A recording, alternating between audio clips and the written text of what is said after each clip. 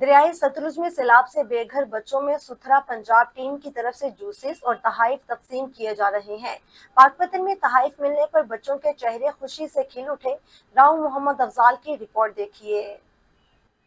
दरियाए सतलुज में ऊंचे दर्जे के सैलाब ने हज़ारों अफराद और बच्चों को बेघर कर दिया।